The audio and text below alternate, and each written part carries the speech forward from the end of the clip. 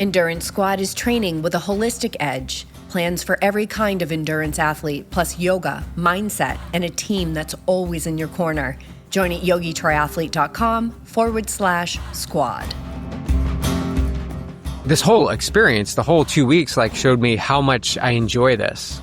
I really do enjoy the training. I love the racing. I love the preparation. I love the nervousness that I still get, and the anticipation, and the managing of the moments relentlessly to pull myself into what I can do right now. And it just reinforces this is what I love doing. Welcome back to the Yogi Triathlete Podcast. I'm Jess. I'm BJ. And we are coaches, athletes, and the founders of Yogi Triathlete. It's been a minute since we've sat down in front of these microphones and shared an episode with you guys. Although I hope you went and listened to Aurora's podcast that was launched not too long ago after her experience at Escape from Alcatraz. Her energy and her attitude towards things that scare her are just amazing. And she actually seeks them out. So we love that. Go and have a listen of that if you haven't already. But yeah, it's been a minute since we've sat down, BJ and I, literally in front of the microphones, but even with each other.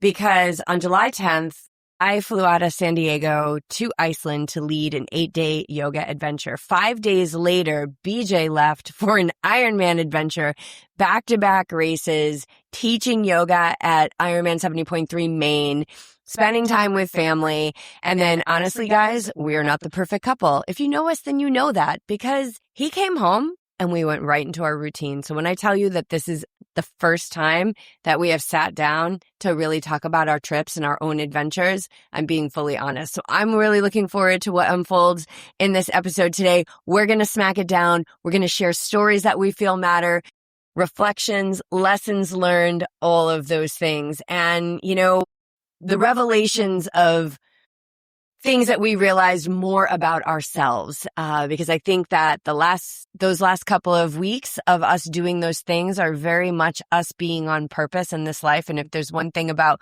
living your dharma, is that you really get to see yourself in stadium lighting.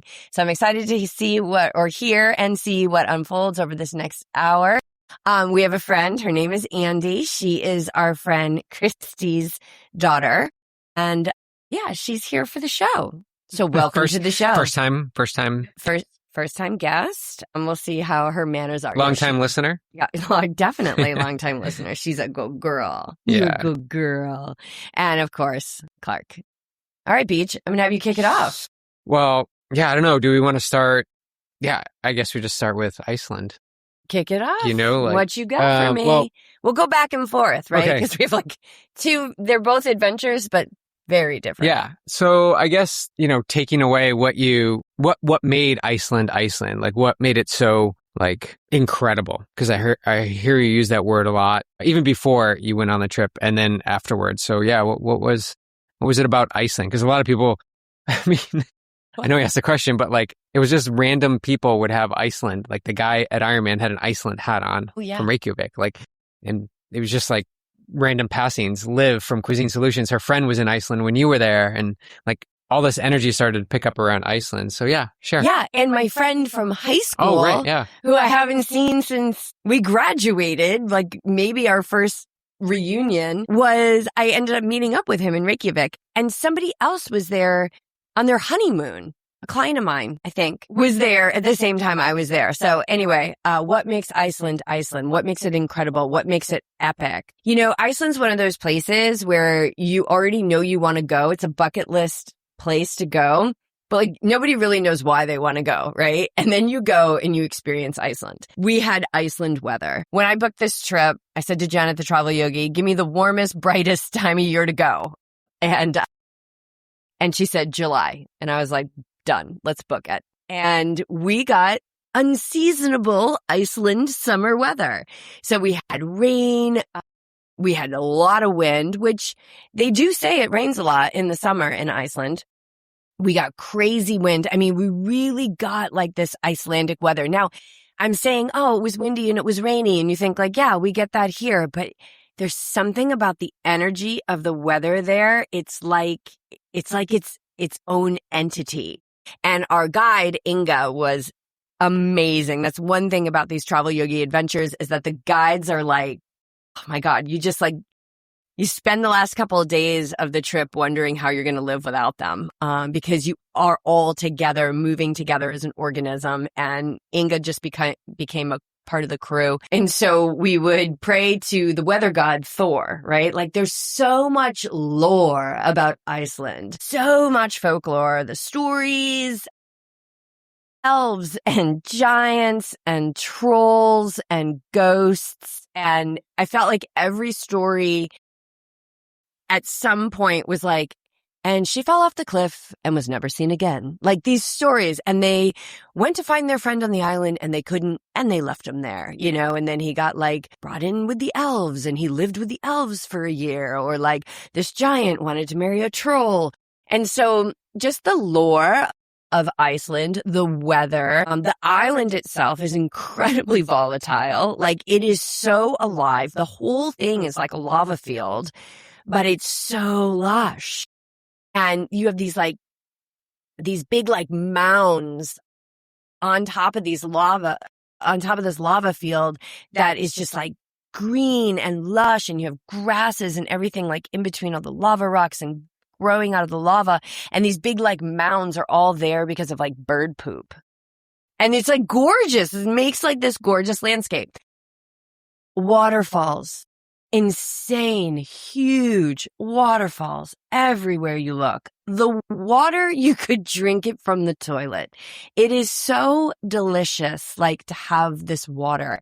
And then the locals, like we had, and if anybody who was on the trip listens to this episode, they are going to be like peeing their pants because we had one night with Trolti. I think her name was Trolti.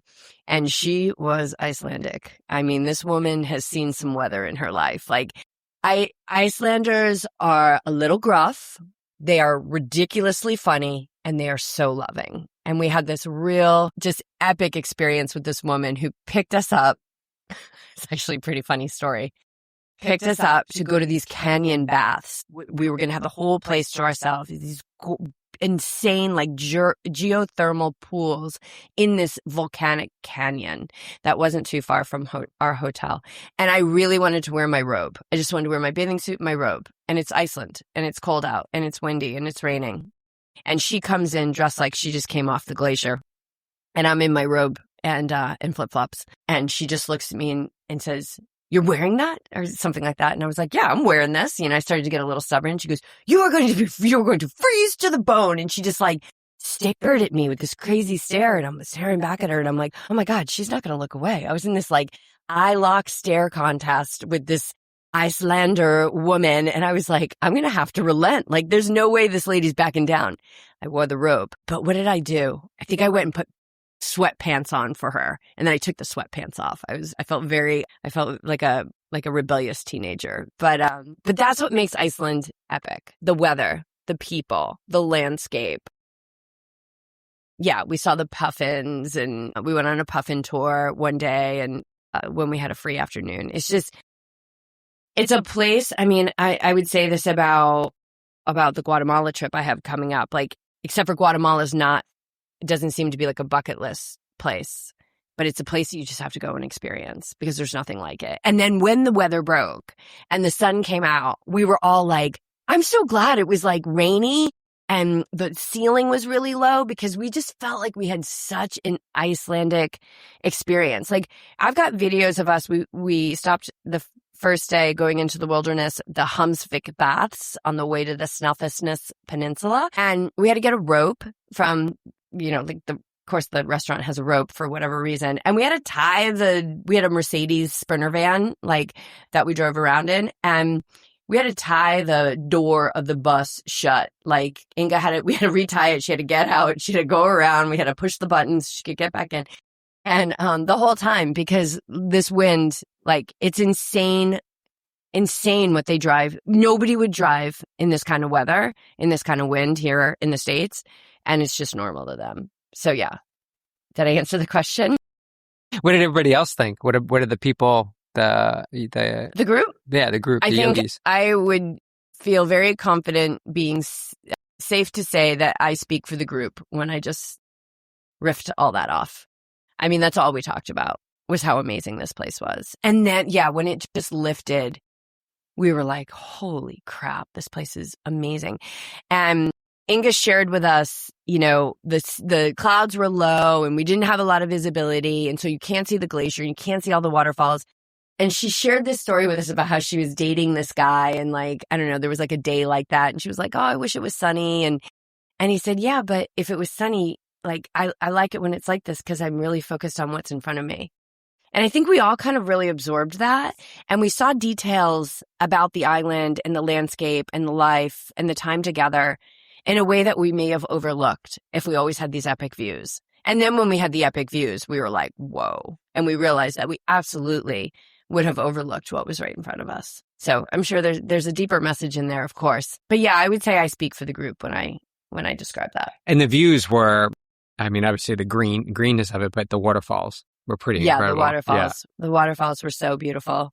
And we weren't even on the part of the island where like the huge waterfalls are, but you could see huge waterfalls off in the distance. And because it was raining, the waterfalls were just, there was probably more waterfalls than there normally are, right? Because there was so much rain. But I can't even describe the green. It was like everything had a filter on it. It was so vibrant green. And then against the like black of the lava. And as we were driving, and I love the roads, very much like the roads in Secret Life of Walter Mitty, where it's just like this road, it's like black, and then it's just green all around. Like we were in the middle of nowhere. This hotel that we stayed at was in the middle of nowhere, right on the ocean. It was so gorgeous. And I just kept thinking like there's not a lot of difference in the landscape here between like the lava fields and the lava fields on the Queen K and Kona, like on the Big Island. It's just the weather and the climate is so different that these are incredibly lush. You think they're fields, but they're lava fields. Yeah. But you did do something in the waterfalls too, which wouldn't be. You're going to have me talk about how I blew my voice out again. Which I'm so glad that you can talk on the podcast. I know, but you can still hear it. Like I talked to my sister today and so she's what did like, you do? I can still hear. What did you do? I primal screamed again too many times. I blew my voice out. I can't do this anymore. It's not, I got to teach, like people deserve to have my voice. So we were on these basalt cliffs in the town where in The Secret Life of Walter Mitty, if you haven't seen that movie, you have to see that movie. It's such a good movie. And we're in the town where he goes into the bar and he finds the pilot. And we're in that town. We had lunch there. In this restaurant, when they opened it was just us in the restaurant. They opened the restaurant for us. The food was so good, and they have the best sourdough bread. Everything comes with sourdough bread and coffee. I felt like a 75-year-old man. Every lunch, I'm having like a cup of coffee because the coffee was amazing. It started on the plane on Iceland Air. The coffee was so good in the hotel, every restaurant. But we're on these basalt cliffs. It was so gorgeous. The sky had lifted, and we had this view of 1,000 islands. All these islands off the coast. So gorgeous. And Inga was like, we need to scream. And if anybody says that, I'm like, yes, because primal screaming has been was a very big technique for me and like just getting stuff out. And I've used it with my clients over the years. And so in that moment, I was like, I'm not going to scream. Like, I'm going to guide them through it. But then they screamed and I was like, you guys, you got to scream it out. Like, you cut it short. Like, you were holding back. And they were like, do it with us, guide us. So we did one together. And then that was good. Did I just do 2? I think I just did 2. Or did I do 3? I think you said you did 3. Oh. And then, because then you said, maybe much. Next time I do 2. And I was like, well, maybe next time you don't do any. Or just do 1. And then we were behind the waterfall and I was with 2 other of our guests and I was like, do you guys want to scream? And they were like, yes. And then we screamed and then I could feel it. I could just feel a little bit of soreness. So I actually looked it up online. Like, it's a strain of your vocal cords. And so then it was hot water, lemon. You know the drill. Not talking. Yeah, like not talking. I know the drill. And it worked out perfect, actually, because I blew it out. And then we went back to Reykjavik and we had a free day. And then everybody went out to dinner. And I actually stayed in the hotel and went to the spa, went to the steam rooms. There were steam rooms like at all the places. Went to the steam room and that was all good. But yeah, DM me about the primal screaming. It's very therapeutic. But however, I will say that I didn't get what I used to get out of it. This was the first time that I was like, wow, I'm feeling like I'm pretty clear. Maybe let all that stuff go. Yeah. Or majority of it. I did 2 screams. I feel like I only did 2 screams. And so maybe that was my penance was like, stop doing this. You don't need this anymore. Yeah. But I'm happy to lead it anytime. Guide you through it. Do a little video. Yeah. All right. So should we throw it back to you for a question? Sure. Okay. Gosh, it's fun to talk about this. I haven't even talked about the trip. Okay. So I think I'd like to start with every great plan starts with the inspirational text. You had already signed up for Lake Placid, but then you were somewhere. I think you were at the pool or doing something, and you sent me a text. I was on a run. That's a great time to make plans. I was on a run. Great time to make plans. And you sent me a text. Mm-hmm. So tell me about that. Let's start with that. Because we are going to do Ironman Lake Placid. You were already set to teach yoga with Cuisine Solutions, sponsor of Ironman. We've been partnering with them in teaching yoga, and it is incredible. So we'll tell more about that. Yeah. It's fun. So tell me about your great idea. So my idea was I was going to be in Maine anyway, and I would already have my bike with me because I was like, in all the itinerary and the planning, it was like, maybe I can get a car, drop it off here, have my family pick me up, and then maybe rent another car. And then like, how would I get the bike? It was just like, I love watching, like you're definitely growing in your travel plans. Yeah. Like I love watching you trying to piece together as many rides as you can get. Then it was just like, just get a car for the entire trip, which I did. And that worked out great. Yeah. But I was figuring I'm going to have my bike there with me. I'm going to be at the race site. I'm going to be staying there. I'm going to have fitness from Ironman Lake Placid. Why don't I just race the next day and give it a go? And I think we talked about this a little bit, but it's not out of my wheelhouse to do something like that. And I don't see that as like a big, like shocking thing for me in my BJ's filter. It just seems like, oh yeah, that's going to be challenging. Let's see how the body will show up for a half Ironman after an Ironman. And I think ideally it would be better to do a half Ironman first and then a full Ironman, in my opinion. But in this instance, it was just, this is the way that it was. And it allowed me to test things out, which I definitely did learn a lot from one race and applied it to the next. So yeah, I think just that epiphany of like, I'm going to have my bike with me. I'm going to be fit. I'm going to have everything and I'm going to be up there. Why not just race? Yeah. But you're leaving something out. What's that? Of the plan. What your goals were. So my goal was to qualify for Kona and Placid, do the double qualification. So of course. Qualify at Kona, qualify for Kona at Lake Placid. Why not? And then 6 days later, get the Chattanooga qualification for 70.3 Worlds in Maine. Why not? None of that happened. 0 qualifications, 0 for 2. Well, and I love that. I mean, I don't love it. I wish we were going to Hawaii, but what did you, like in your mind, having qualified many times for 70.3 World Championships, qualified 2 times now for the Kona World Championship, what did it teach you by getting no qualifications? Like what was your expectation and what did you learn from it? So to backtrack just one more step, like I wanted to win my age group in Lake Placid, right? And so then the negotiations started throughout the race of like, I just need to finish, top 3 or top 5 because I've done that before and that got me a slot. So what did that show me? Not getting a qualification? It shows me that I really want to go. Like I really want to be there in Kona. And then the second tier is like, I want to be there in Chattanooga. And it shows me how this whole experience, the whole 2 weeks, like showed me how much I enjoy this. Like I really do enjoy the training. I love the racing. I love the preparation. I love the nervousness that I still get and the anticipation and the managing of the moments relentlessly to like pull myself into what I can do right now. And it just reinforces this is what I love doing. Like I love doing this. I'm not ready to jump to trail running or endurance swimming or whatever else is out there.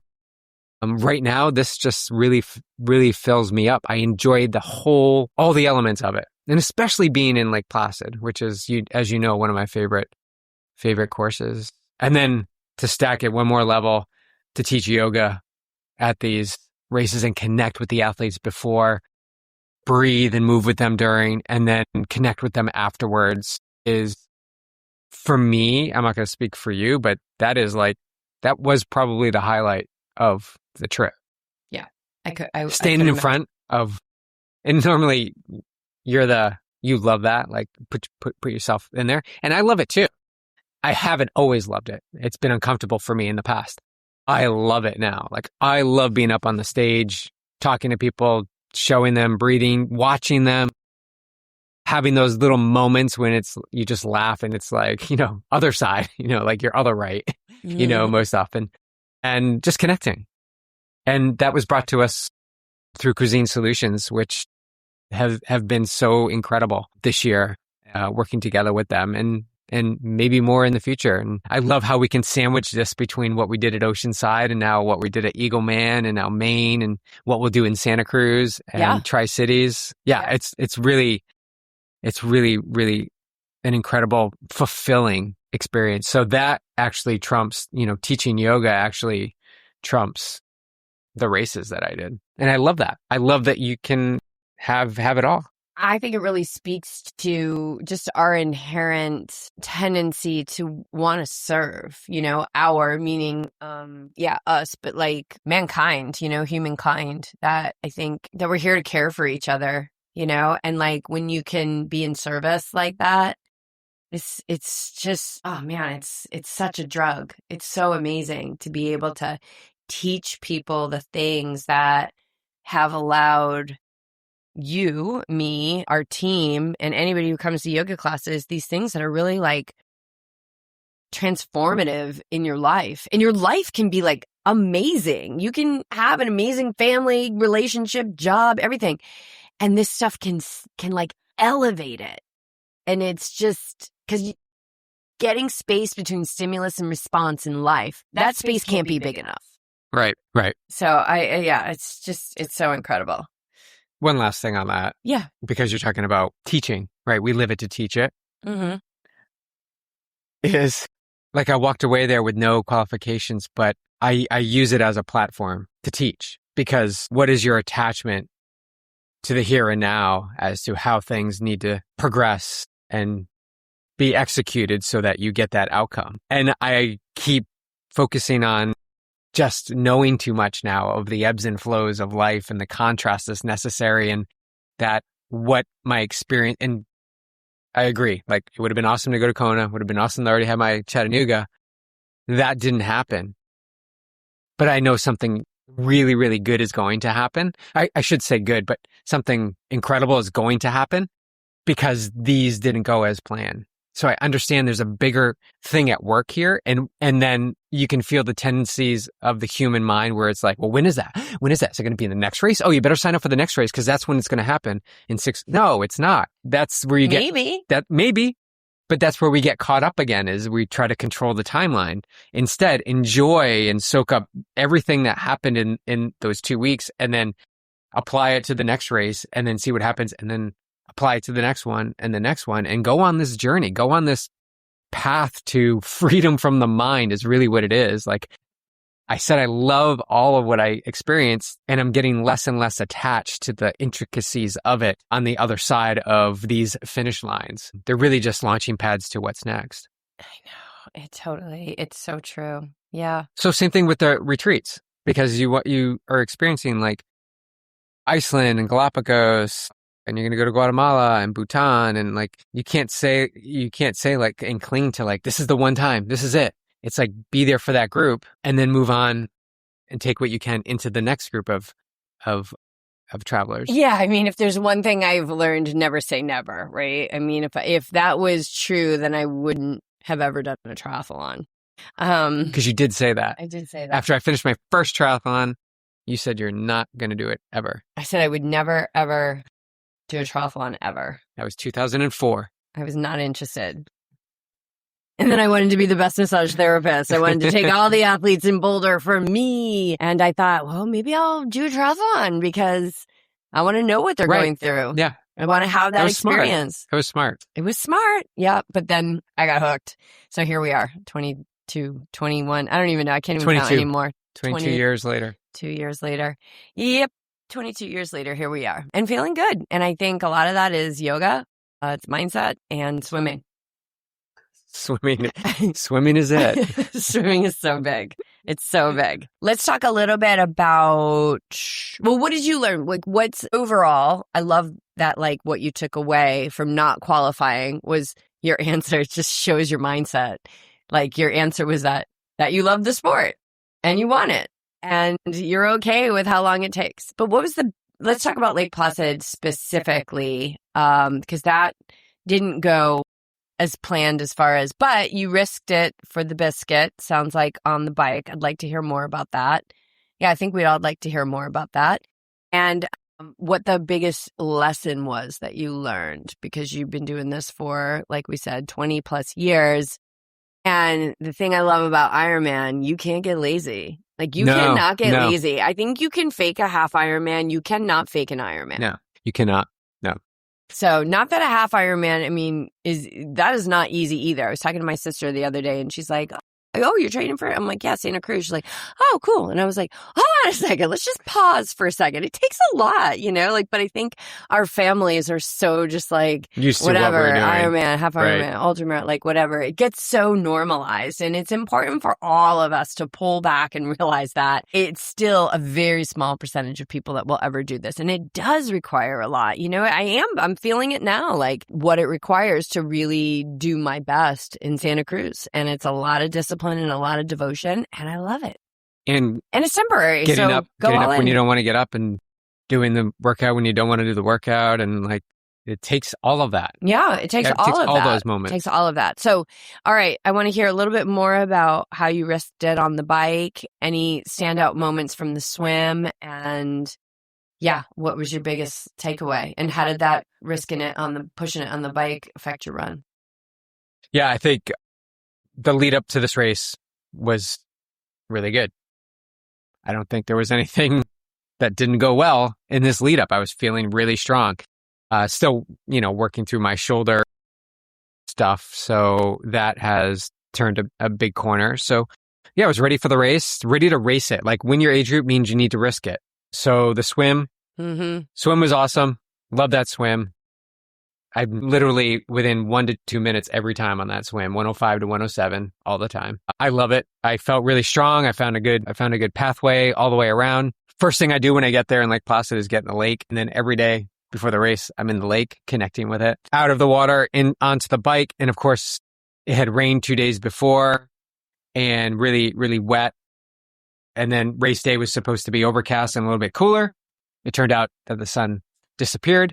The clouds disappeared. And as I was descending Keene on the first loop of the bike, which is about, 8 or 10 miles into the race, the sun was like here it was. So beautiful. So beautiful when it breaks through after the rain too. And so I decided to push. I didn't decide. I knew I was going to push the bike. I'm going to pause for a second because I want everyone to feel the experience of, what does it feel like on that descent into Keene? Like, with the mountains around you, like, what's the view? Bring me into the view. It's that first stretch where you're descending and you can see the mountains in the distance. It's actually before the descent. It's right by the river where it's undulating, but nice and flat and fast. And that's where you can kind of see the mountains in the background.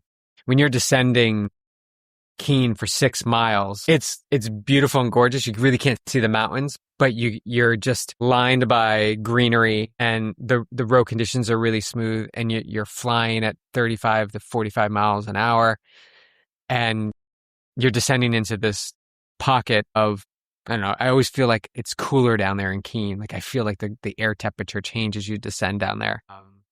And it's like a badge of honor on this course to like descend down it. And then once you've finished the descent, then it's like go time, because you take a left in Keene and you have this nice like 5 or 6 mile stretch of aero position riding, which a little bit of undulations, but it's just like, it's awesome. It's just such a cool stretch. Anyway, the descent though, I would say the first mile, I had a little bit of fear. Two things. One, the wind was really strong this day. They said it was probably the strongest wind they've had ever at Lake Placid. Like, all the years they say they're going to have it, it never really comes. And then they said they collected it all and just delivered it out on this day. So the descent was a little wonky, and it's good to descend and see the rider in front of you and see when they have that little herky jerky movement from the side gusts, and you can adjust appropriately by getting up on your hoods and relaxing your shoulders a bit. So I had a little bit of like, okay, I'm not going to descend as fast as I wanted to. I'm feeling a little bit of swirliness. And then after that mile, the sun came out and I was just, something shifted. Maybe it was the light. I've been feeding the light a lot, like go to the light, feed the light. And I just became, I guess, more confident in that descent and then ripped it down. But all day I was battling the wind. I was battling some lower back pain, and immediately the mind goes to like, I didn't do enough aero work outside. Yeah, done that before. It's a great time to And I'm like, this is not helpful. Like, bring it back. I fuel every 10 minutes. So to come back to now is every 10 minutes. Like, fuel right here. Like, do some 9 minutes of work and then fuel. 9 minutes of work, fuel. And so you do that 6 hours. That's like what, 60 times? 6 times 6, no, 36 times. Over and over again. So yeah, I pushed it on the bike. I had a mechanical twice with my rear hub, which I knew about. It's details, guys. Details. Probably cost me a slot, I would say. Probably cost me the slot. 5 to 10 minutes trying to fix that up. And then took it home. And that did impact my run. Although my first part of the run... I didn't know it took you that long to... Took me at least 5 or 6 minutes. We've talked. He's hinted to the fact that there was a mechanical.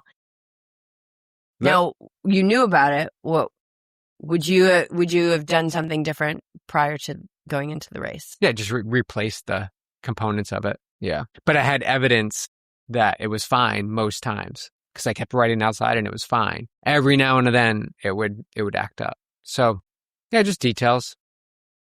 I know this, right? It doesn't help when you know it and don't act upon it, right? Awareness. So yeah, you constantly learn. Yep. You learn. Learning.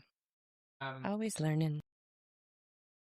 And then the first part of my run, I did run a 1:45 to start. So I was right on pace for a 3:30. Right on pace. You were. I was watching it. Yeah. And then I actually had to hold myself back the first few miles. I tried something different with nutrition, didn't take in enough sodium, I don't believe, and I'm a heavy sweater.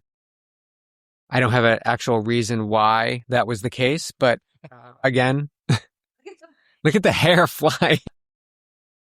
Okay, settle down right here. Good boy. Down. It's on the Good moon. boy. So learned a lot on the run, and then it was a battle of stay with it because, I wanted to quit, wanted to walk, and I just kept moving forward, kept picking myself up. I had Claire out there. She was so good. She was like in my face. She's like, you're in 7th place.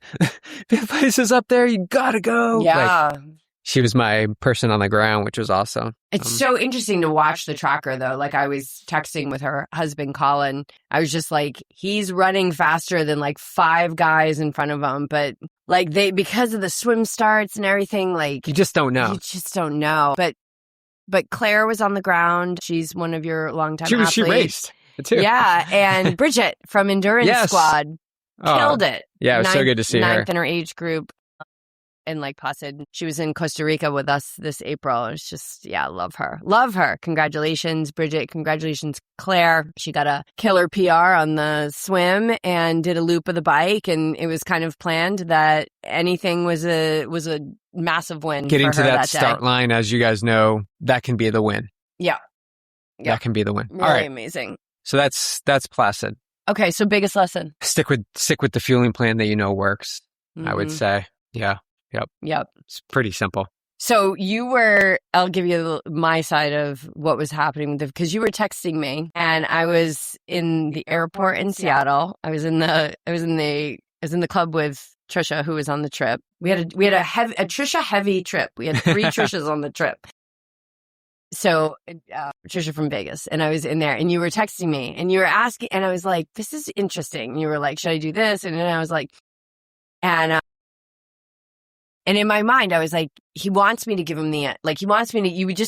It felt to me that you wanted me to give you the answer. Do this, do that. And my answer would have been like, what? Why are you thinking about this now? So I was kind of asking questions back to you to just let you figure out what you were going to do. And yeah, we were like watching it come in and Trisha, and she's like, I'm a Capricorn too. So like he's doing something risky here. He's doing something new and he needs you to tell him that it's okay. Like it's in the rules. I'm like, I don't think it is okay though. I really think he just needs to do what he knows works. But it sounded to me like it was a good plan. So I don't think it was like this plan that I was like, oh, this is crazy.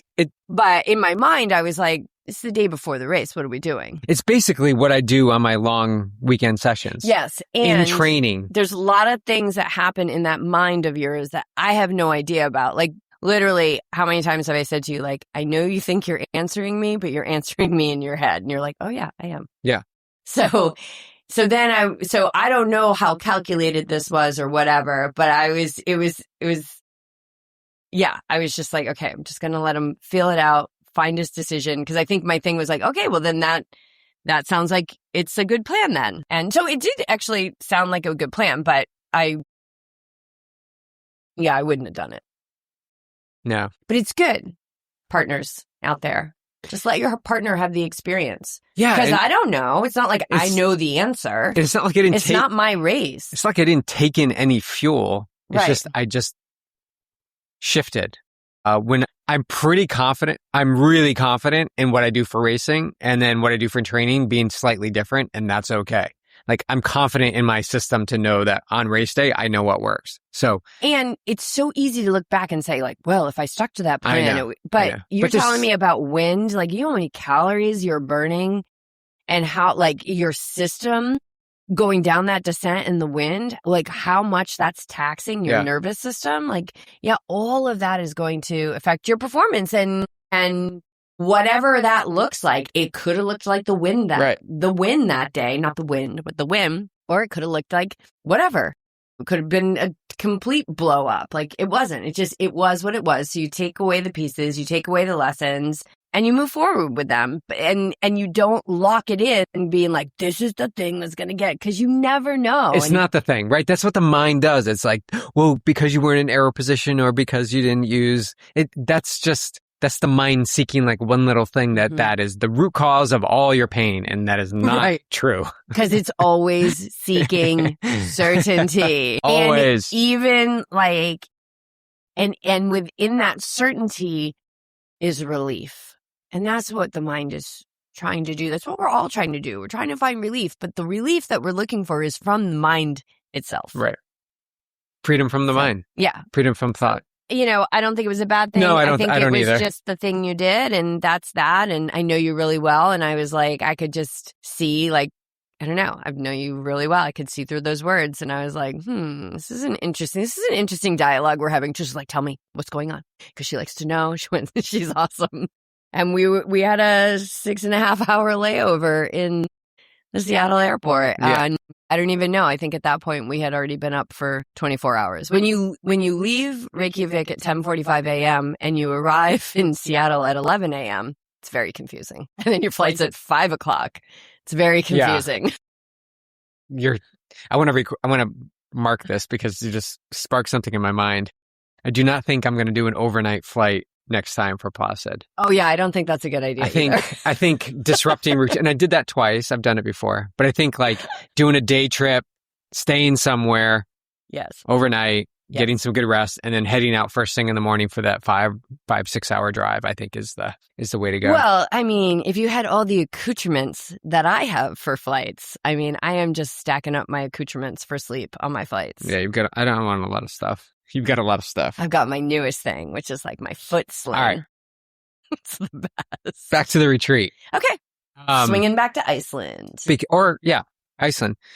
Because we see this when we hold camp and we do retreats ourselves and big immersions, those transformations that happen with the participants. Like I see it in Costa Rica all the time because I'm a participant there. I haven't been a teacher. And you see like they show up and they're just like, maybe a little bit reserved. And then 5-10 days later, they're just like dancing and talking and a totally open and unreserved person. So did you see some of that or and when you do, does that like give you a sense of like you helped in that environment create the stew for those shifts? First and foremost, my job on these trips is to be the social glue.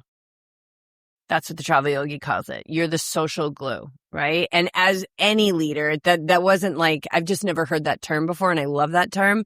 But anytime you lead a group, you got to be the one that brings it together, right? And while still spending quality time with each person, right? So what happens on these trips is people come together really quick, like, because you are all of a sudden you come together as this organism. You like, we're just going to move together for 8 days. And I love the moments in the airport because I'm me, right? And I'm like, when I'm leading a trip, like I'm living my dream, like I'm living the dream. I'm exploring and adventuring and seeing the world alongside other people. That is the dream for me. Not just like I get to travel. That's not the dream. The dream is I get to create space. I get to take risk, to create space, to offer an experience for people that is truly like puts a stamp like on your life as like a highlight, like every trip is like top 5 experiences. I mean, they're just amazing. So I love the moments in the airport. And the first person I met was Trisha, who I had already met because she had been on retreat with us before here in Carlsbad. And we were on the same flight. I didn't even realize it. So in Reykjavik, like sometimes you like don't land at the airport. You like land like just, I don't know, kind of like in the parking lot, like not really a parking lot, but like just out in this big area. And then a bus comes up and you get on the bus. I get on the bus and she's there and it's like, this is one of my favorite things. I'm so glad you ask that, is like when you start collecting the people, you start collecting the group. I love this. So she was on my flight. So that was a great reunion. And then we're in the bathroom. So the first thing's like bathroom coffee. We need coffee. We got to get bathroom coffee. So we're in bathroom, whatever. And the bathrooms are really cool. Like you like go in and they're floor to ceiling doors and you go in. Excuse you, Clark. He's like coughing in the microphone. Something to say? The whole family's here. He's like, I'd like to say something about my mom leaving and collecting people when she has me at home. Yeah. And then, so these bathrooms are so cool. And like you go in and it's like you have your own room. There's like a sink and everything. So anyway, I come out of the stall and then there's the other Trisha from Colorado. I'm like, oh my God. So then big hugs there. And she is a member of the team here in Yogi Triathlete, and she's one of my most frequent travelers. She's been to Patagonia, she's been to Galapagos, and now Iceland with me. And then the three of us were moving together, and they're like clicking immediately to amazing women. And then you go to where like the pickup is, and then you see the guy, Frazi was his name, Frazi. He was so funny. We were like, we really hoped he was our guide for the week. But of course, at that point, we didn't know Inga, who is just, a sister. So we find Frazi and he's like, okay, he's really funny. He has the whole list. He's like, he's calling everybody from their last names. He's like, so-and-so's over there. We're waiting for towns and okay, you guys are here. And then we're just collecting people as the flights are coming in. So the three of us go over and we meet Sue, who's there. And then Mandy came in, and then I think it was, and then another girl, Heather, came in. So we're coming from Colorado, Canada, Baltimore, California, Las Vegas, and now we're all in the car together, right? And so I'm sitting up front with the driver, and everyone's kind of quiet at that point, right? Because they haven't met each other yet. But we have this great driver, Frazi, who's funny and a little inappropriate in a good way, cutting jokes and just telling us about Iceland, right? Like the tour has already started, telling us they first got their first 2 Starbucks and nobody's happy about it. So we were told not to go there. And telling us about the land and where he grew up here. And just that alone begins to connect the group. Because now we all have a mutual acquaintance, right? And then we get to the airport, and then there's a couple people that are already there that flew in early, very smart, because it's a 7-hour time difference from the West Coast. That's a big time difference. And then my brother arrives, who's a blast, and he is the social glue just by his own dharma. Yeah. And he already knows like Trisha from Colorado and stuff. And then and then we go on a food tour. So we've all been up. Nobody slept, right? We're like, just saying, okay, you guys, we got to stay up. We got to stay up. So now you've got that common goal. We all have to stay awake. And we go on a food tour. And the second place we go, we do a shot of this 40% alcohol liquor, this shot, and fermented shark. And you were like, reason number 78 why BJ will never go to Iceland. That became a theme of the trip. We're like, reason number 42 why BJ will never go to Iceland. So it's this fermented shark. Oh my God. I swear to God, like I felt like I smelled like fermented shark for like 3 days.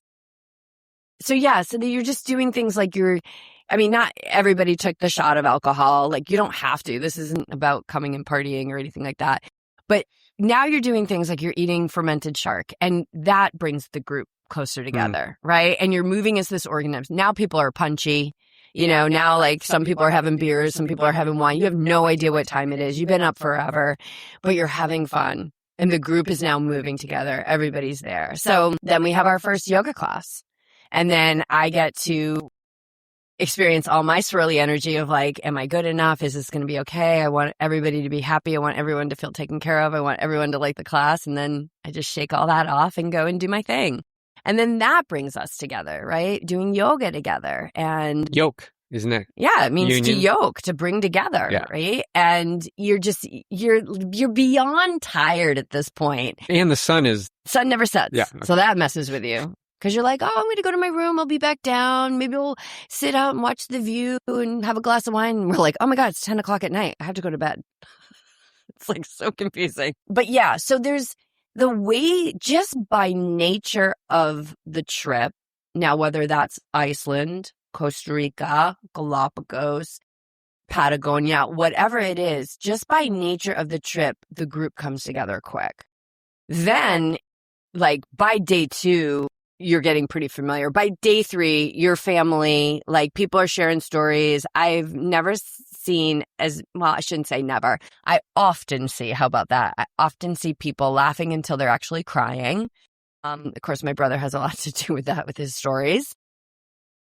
And yeah, it was just by nature of the experience. People who come on these trips are open to an experience. They're open to connecting with other people. And we all have this like-minded anchor. We want adventure, and we want to do it in a way where we're moving, right, on our mat.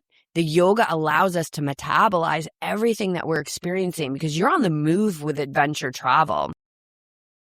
And even on retreat, like in Costa Rica next May with you, we are going to be doing a lot, and we're going to be doing a lot of mindset and moving and things like that. And we're going to have a lot of downtime, and yoga on the mat allows you to absorb all of that, right? So whether it's a full itinerary or a lot of space, the yoga then adds this additional piece that just brings people together.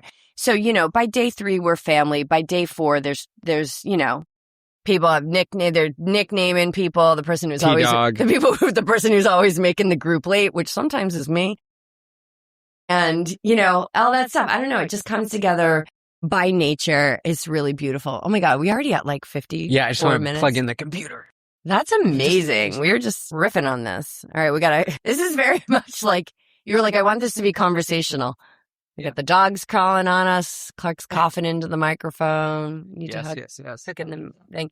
So yeah, it's just, I guess what I'm saying is like, I love to be alone. I really do. I love to be alone. But there's something about these trips. Like we had some pretty cool, like I would say maybe introverts as well. I don't think that's a bad word to use. I don't think so. People who are a little bit more quieter, right?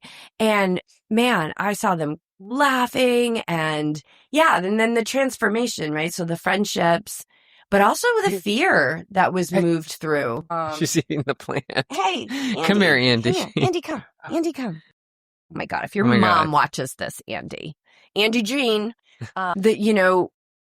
we had a day where they were riding Icelandic horses, and there was some fear that needed to be moved through. And so I was not that I was grateful for the fear, but I was so grateful for the people who came forthcoming to me and said, can you help me with this? Yeah.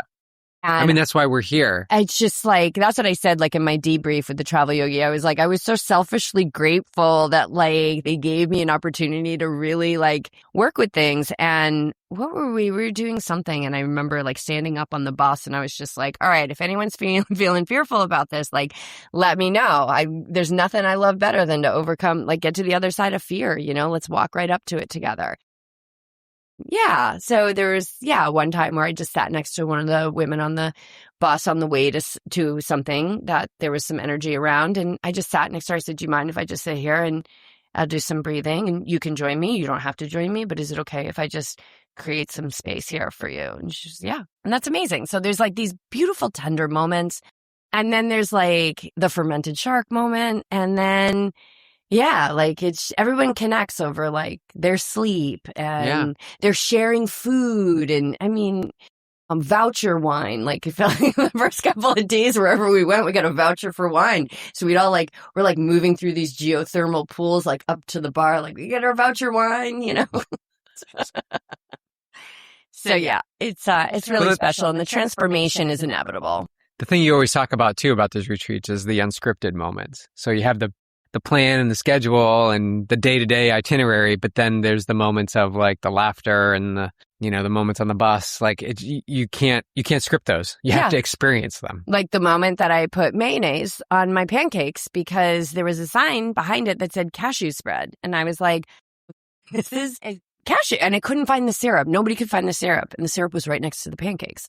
So anyway, I'll keep going with this. So I'm like, it kind of looks like mayonnaise, but maybe they really whip up the cashew cream here in Iceland. Who am I to know, right? And why would there be mayonnaise at the breakfast bar?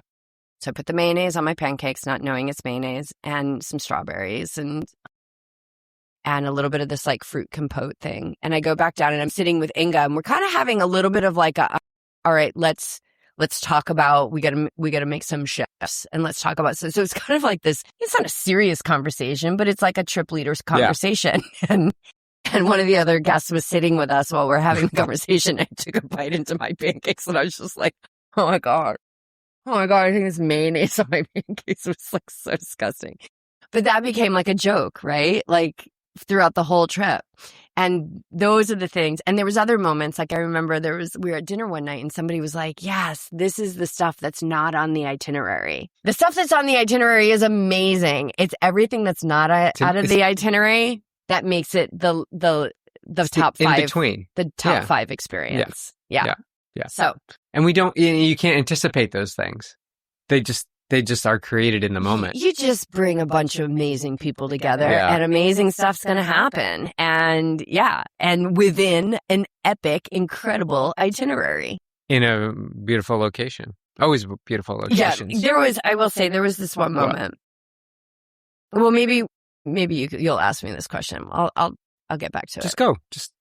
Well, there was this one moment where, so Inga had this microphone and she would tell us stories. And for whatever reason, she has this voice. Like I was trying so hard to stay up to listen to the stories and sometimes I would fall asleep. And apparently then I would ask questions about the stories that she was like, I always know when Jess is asleep because then she always asks the questions about the things we talked about on the bus.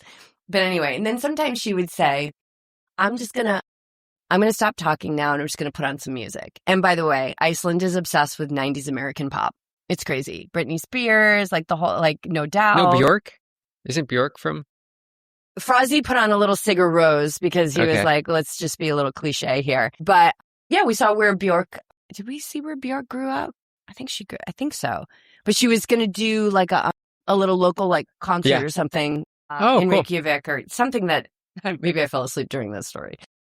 But anyway, there was this one time where she was like, I'm going to stop talking. Of course, she knew what was coming. We knew we were on the way to Kirkjufell, which is this insane arrowhead mountain, and there's a waterfall. It's like so crazy. There's a reel on my Instagram grid, and it opens with Kirkjufell. And so anyway, we're along the coast, so much ocean, so much coastline. We're on the coast. We're on the Snæfellsnes Peninsula. And we're driving on one of those gorgeous roads and there's waterfalls. And this is the day that like the sun is starting to break and the wind is insane and the door is tied shut. And Inga's like, I'm going to put on some music. I'm going to stop talking. And she put on this like cinematic, like music that you would hear like in a movie, right? Mm-hmm. And the sun is shining and we're driving along the coast and we're seeing views and everyone's like, oh my God, there's waterfalls and everything. And we kind of go around this bend and the music is like this, as you can imagine, that cinematic music, which is trailer music, which is so emotional. And we turn this corner and there's Kirkjufell, like just this insane, bright, green arrowhead mountain in front of us. And it was just this moment of like, I'm pretty sure I cried. It was like just this moment of like, oh my God, like, oh, it just started with 3 letters. Like it just started with yes. Yes, I'm going to do Iceland. And those moments, I'll never forget that moment. It was like, that was one of the best moments of my life. That kind of nature was just, nobody could speak. And there was definitely tears. Nobody could speak. It was so unbelievable. And then, of course, we got out of the car and it was like 65-mile-an-hour winds. We were like, it was so crazy. And it was beautiful. And the sky opened and it was sunny and we got some great shots. And then we got back in the bus and then the clouds came and the rain came. It was very contrasting. Yeah, that was a very, very moving moment. And it all starts with, like you said, yes. Like it just starts with yes. You don't have to know all the details, but don't. That's why we say have the experience. Be willing to have the experience, right? We always think of like, oh, it's going to be cold, be miserable, we're going to be, but you miss all the things that you just described that were like unscripted. Like you can't even predict those moment. Things. I have chills thinking about that moment. Okay. I think I love the contrast of this conversation. So we're going to go from the cinematic movie trailer moment to how do you recover from an Ironman and do a half Ironman the following Sunday? Tell us about what your recovery was. What happened once you crossed the finish line in Lake Placid? I immediately got in some pickle juice because I was feeling very dizzy. Oh, okay. Very dizzy. Very upset tummy. And they don't have they have chicken broth, but I didn't want chicken broth. But the med tent had pickle juice. So I got a whole cup of pickle juice, slammed that whole thing down. Yum. It was so good. So good. Then I tried some fries. That didn't feel so good. But they have a new acai place in Placid. And Claire and Colin went down on Saturday and got me an acai bowl, put it in their freezer in their hotel room, the Crown Plaza, the place right up on the hill, the big hill in Placid. What are you going to do with people like this? They're just so amazing. So amazing. So when I finished, Colin went up to the place, got me the acai bowl and brought it back. Oh my God. I didn't know this acai story. That's incredible. I know. Thank you, Colin. Colin and Claire. I mean, amazing. I feel like we could say that about the whole dang team. Yeah, of course. Yeah. I think anybody would have done it on the team because they understand how much I love acai bowls and that what you put in you is so important. So important. So I did not have a chance to go back home, or did I? No, I did not have a chance to go back home to where I was staying in Saranac. So I stayed there at the end of the race until midnight for the finishers. But I had packed some food, some tofu and all that sort of stuff. So I had food. So that's really important. And then, what's even more important is the next day, Monday, getting in the water, getting back in the lake, swimming. So I swam for about 15 minutes. No wetsuit. It was still 73 degrees, but it felt kind of crisp and cool, but that's so good for the body. Lots of hydration, lots of electrolytes, watermelon, getting off the carbs is what I did. Like I started to go back into the broccoli, the tofu, salad kind of mixture. Lots of juices. The ride home on Tuesday, I bought 3 juices and slammed 3 juices down, like a carrot juice, a ginger turmeric juice. Look at you investing in the juice. Yeah. I love it. It was like $15 for 3 juices. Is that little market still there? Remember we interviewed that woman? She was one of our first. Green Goddess. Oh yeah, is that? It's there, but I didn't go there. Yeah. She had done all the highest Adirondack peaks barefoot. She doesn't own it anymore. Yeah, I like that. But it's still there. I didn't go there. This was like on the road. And then, I got to my dad's. And then that was Tuesday night, Wednesday, and Thursday. I snuck in a hot yoga class with Valerie on Wednesday at Newport Power Yoga, which just to sweat out for an hour. Like I was in down dog and I just felt like you can see the sweat dripping off. Valerie's so my good. bestie. Yeah. And I've co-hosted many retreats with her. I did not run. I did not bike. And after that swim on Monday, I did not swim. My goal was to just nurture the body through rest and food and hydration in order to allow for Sunday to be my best, because I trust the process. I don't need to do any more. I didn't feel I needed to do any more physical activity. Plus, I wanted to be with my dad. And we did 2 walks a day, so 2,000 to 3,000 steps every time. And that, to me, spending that quality time and being with him was good. Yeah. And then Friday, I drove up to Maine, still hydrating. How did you feel at that point? Thursday was the day I started to feel a shift. Yeah. And I was like, I need 2 more days. I was like, oh, fantastic. Friday and Saturday. 2 more days. I was already walking though on Monday. I wasn't debilitated from moving around and bending over. So I was pretty happy with that. I think that's a combination of fitness, fueling. I also think the carbon shoes help a ton. I don't feel like it really taxes your legs as much. And then, really set myself up for another round of carb loading starting Friday into the race on Sunday in Maine. Tell us a little bit about, well, first of all, yeah. Scale of 1 to 10. How did you do on your recovery that week? I think I did a 9 out of 10. A 9 out of 10. All right. Yeah. I would have loved to swim more and go to yoga more, but that wasn't in the cards. Yeah. I'm sure your dad. Yeah, it was good loved to having you. And I and know see my brother siblings. came down. And I saw your brother. To see you too. Always fun. I know. He's like, I love that guy, Chuck. Love that guy. It's like, I want to go down to one of their family pool parties. Tell us about Augusta. You seem to love the race. So why do you love the race? So let's backtrack and say I said I was never going to do Maine, or not never, but I wasn't drawn to Maine because of a downriver swim, which I'm a solid swimmer. I'm a solid triathlete, swim, bike, and run. So I want to use that to my full advantage. So I was like, yeah, downriver swim. I'm so glad I had this experience. When I signed up for it, it was like, at the very least, I'm going to get an experience in Maine because I've never raced this course before. It is awesome.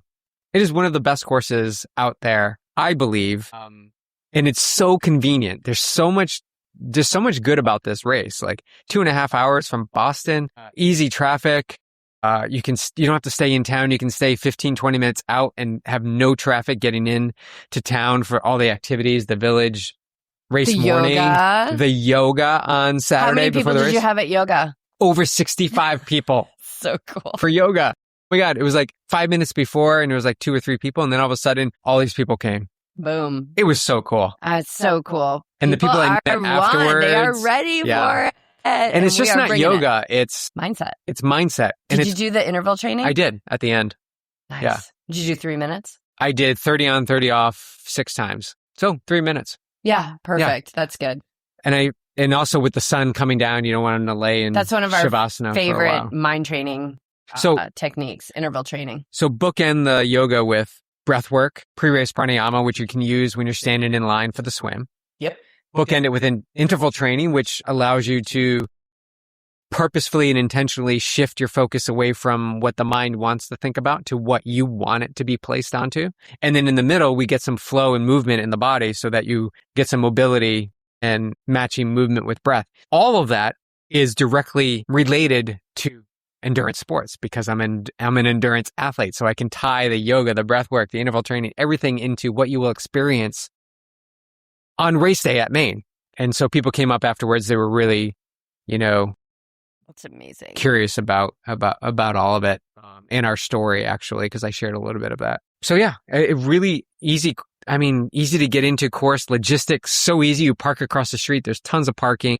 What's the bike course like? Bike course is rolling. I think it's 2,500, 2,800 feet of elevation.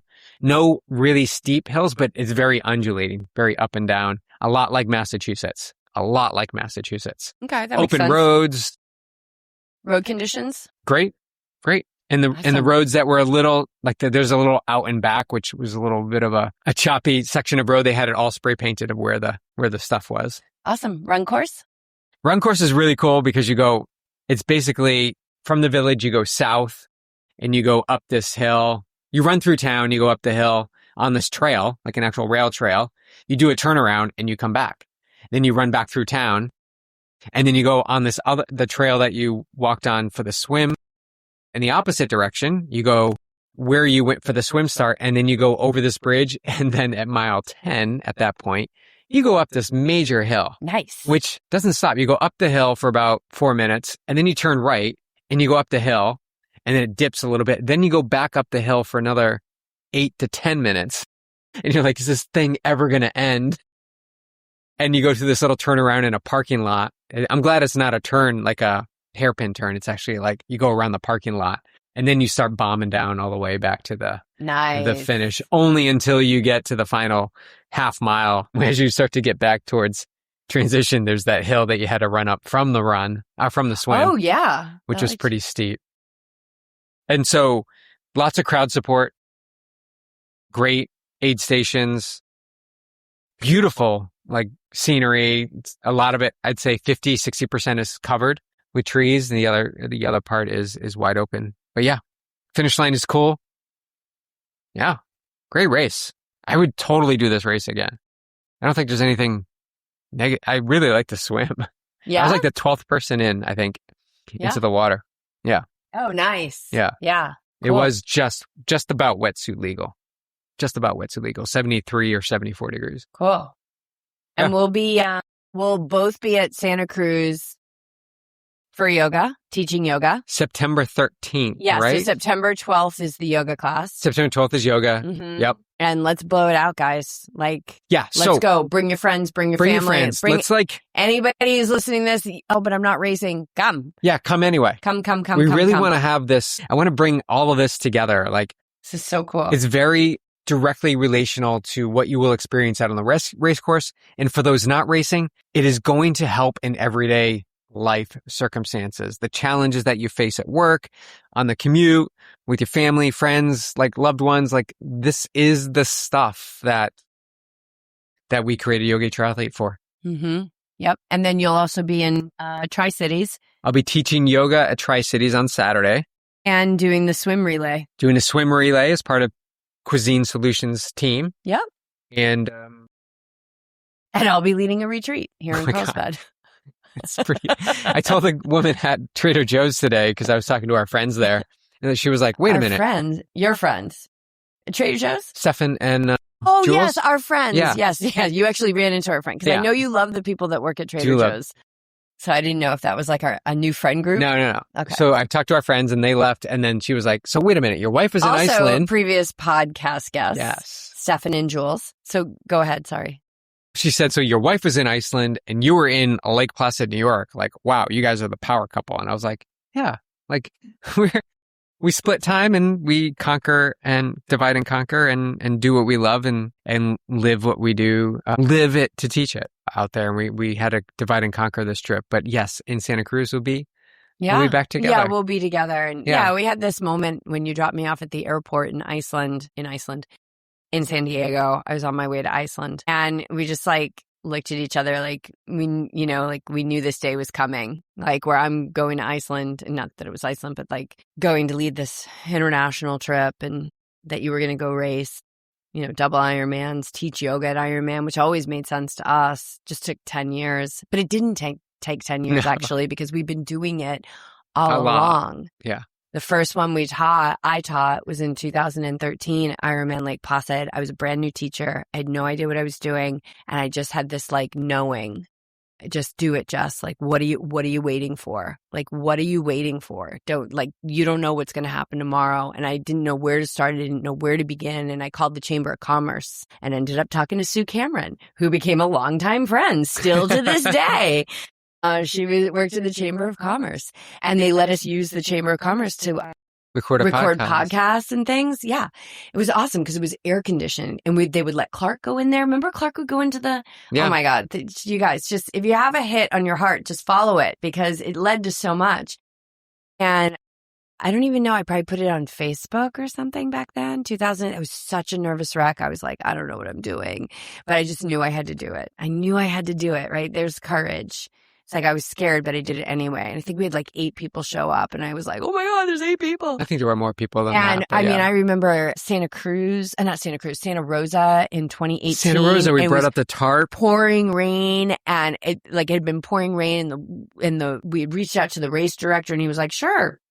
And people showed up, and we had tarps in our car because I just don't think we had I think were we still living? We weren't living on the road at that point, but for whatever, maybe we just didn't unpack them. Yeah, I think they were up in the didn't we have a Thule? No, we didn't have a Thule box. So anyway, I don't know why they were there. We put a tarp out in this park in Santa Rosa, and everyone did yoga on the tarp.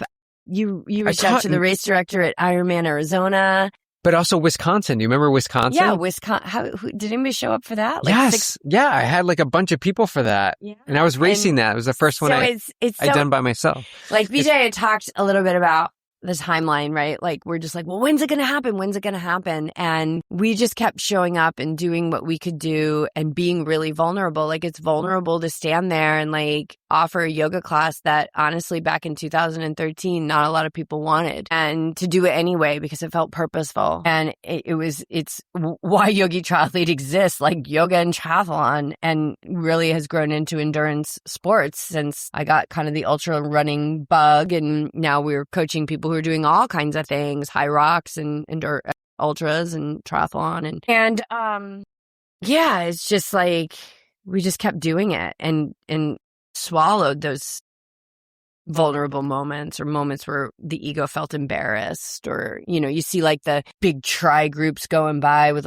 30 people on their shakeout run, running through the yoga area, not even noticing that we're there. And you just keep showing up. And why? We keep showing up because we knew that there would be a time where the tables would turn and people would be wanting this, and they would realize the value of a well-trained mind and the indescribable virtue of peace of mind and calm and focus. And we're ready for it, and we're here for it. And it's never, ever will not be an honor to share it. So it's pretty cool. So we hope we see you guys in Santa Cruz. I think I'll speak to my perspective on that is the belief that what we're doing is, I believe in what we do so firmly. And as we go deeper and deeper into this, we get a little bit more evidence. My belief grows stronger and stronger. But you have to have that belief first. Yeah. That what we're doing is exactly what we need to be doing. And then you get those little hits. Yeah. In Maine, this older gentleman was there, and I saw him checking his son into transition, and he said, I was asking him, I was like, oh yeah, you did great in yoga. I saw you there. He's like, I used to do yoga a lot, but I haven't done it in so long.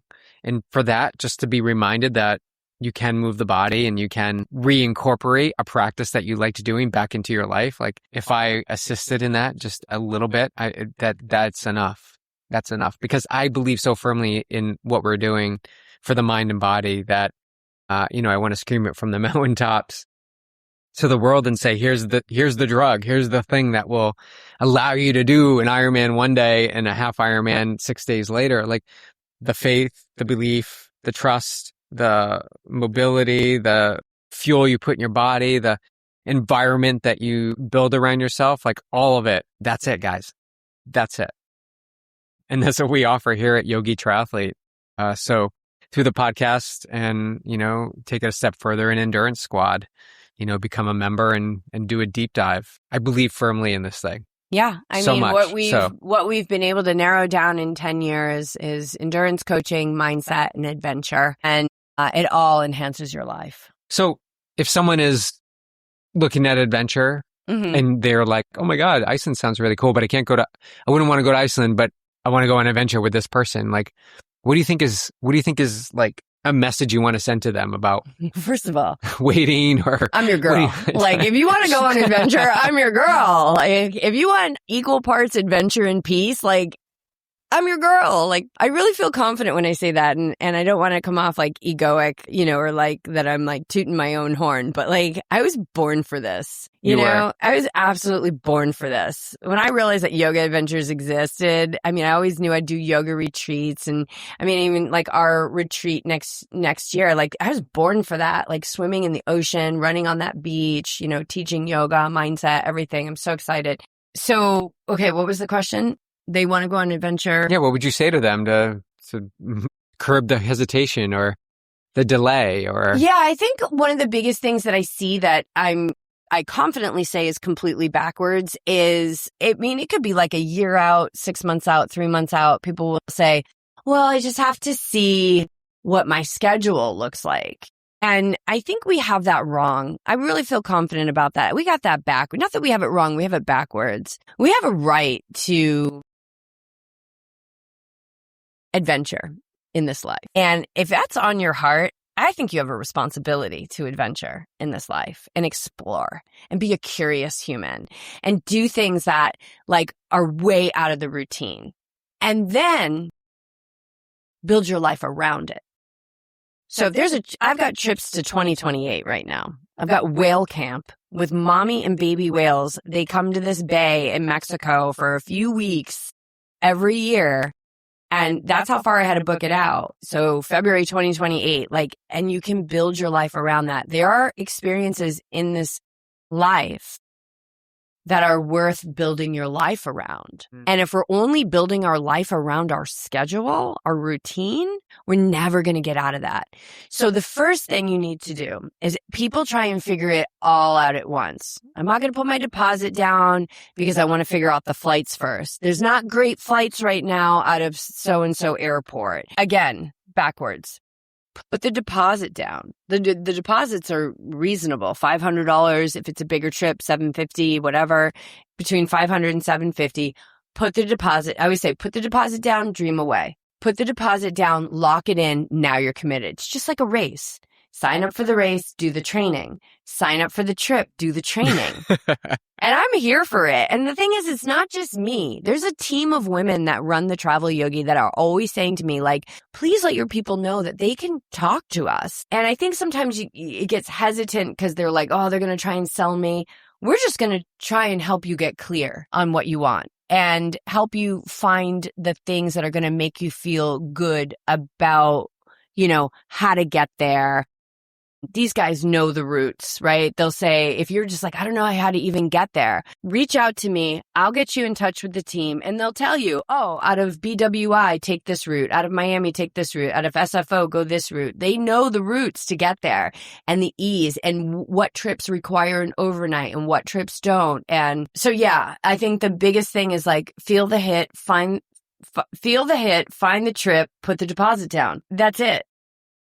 And then create your life around that and work with your mindset because there'll be a million reasons not to follow through on it. And that's what we're here for. So I'm not just a trip leader on 8 days.